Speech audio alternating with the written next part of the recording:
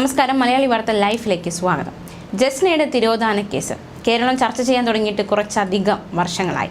ജസ്ന എവിടെ എന്ന ചോദ്യം ഇപ്പോഴും ബാക്കിയാണ്.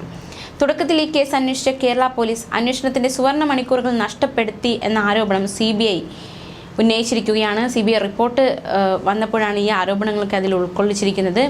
കാണാതാകുന്ന കേസുകളിൽ ആദ്യത്തെ 48 മണിക്കൂർ നിർണായകമാണ്. ലോക്കൽ പോലീസ് ഈ കേസിന് മുൻഗണന നൽകിയില്ലെന്നും റിപ്പോർട്ടിൽ വ്യക്തമാക്കിയിട്ടുണ്ട്. ലോക്കൽ പോലീസിനോ ക്രൈംബ്രാഞ്ചിനോ CBIക്കോ ജസ്ന എവിടെയാണ് എന്നതിന് ഒരു തെളിവും കിട്ടിയിട്ടില്ല എന്നാണ് CBI റിപ്പോർട്ടിൽ വ്യക്തമാക്കിയിരിക്കുന്നത്. CBI തിരുവനന്തപുരം CJM കോടതിയിലാണ് റിപ്പോർട്ട് സമർപ്പിച്ചത്. കേരളം, തമിഴ്നാട്, കർണാടക, മുംബൈ തുടങ്ങിയ സ്ഥലങ്ങളിൽ പരിശോധന നടത്തിയ ശേഷമായിരുന്നു അന്വേഷണം അവസാനിപ്പിക്കാൻ CBI കോടതിയിൽ റിപ്പോർട്ട് നൽകിയത്. ജസ്ന മതവിശ്വാസിയായിരുന്നു. മതപരിവർത്തനത്തിന് സാധ്യതയില്ല. ആരുമായും അധികം സംസാരിച്ചിരുന്നില്ല. കാണാതാകുന്ന അന്നും സന്തോഷവതിയായിരുന്നു. സ്മാർട്ട് ഫോണോ വാട്സപ്പോ ഇൻസ്റ്റഗ്രാമോ ഉപയോഗിച്ചിരുന്നില്ല.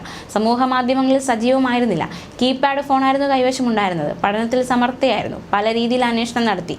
എന്നിട്ടും സഹായകരമായ വിവരം കിട്ടിയില്ല എന്നാണ് CBI inspector K. Nipun Shankar സമർപ്പിച്ച റിപ്പോർട്ടിൽ ചൂണ്ടിക്കാണിക്കുന്നത്.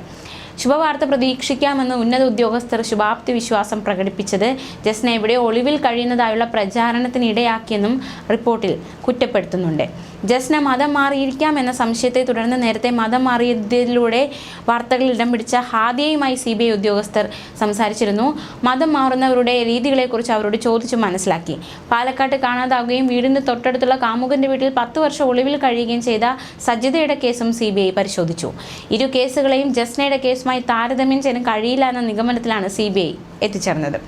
ജസ്ന പ്രണയിച്ച് ഒളിച്ചോടിയതെന്നതിന് CBIക്ക് തെളിവ് കിട്ടിയിട്ടില്ല.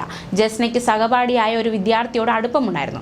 ഈ വിദ്യാർത്ഥി ഒരു സുഹൃത്തായി മാത്രമാണ് ജസ്നയെ കണ്ടത്. മാത്രമല്ല, ഈ വിദ്യാർത്ഥി മറ്റൊരു പെൺകുട്ടിയുമായി ഇഷ്ടത്തിലായിരുന്നു. ഇക്കാര്യം ജസ്നയ്ക്കും അറിയാമായിരുന്നു. ജസ്നയെ കാണാതാകുന്നത് 2018 മാർച്ച് 22-നാണ്. തലേ ദിവസം രാവിലെ ജസ്ന ഈ സഹപാഠിയെ ഫോൺ ചെയ്തു. ജസ്നയുമായി സംസാരിക്കരുതെന്ന് സഹോദരൻ വിലക്കിയിരുന്നതിനാൽ സഹപാഠി ഫോൺ എടുത്തില്ല.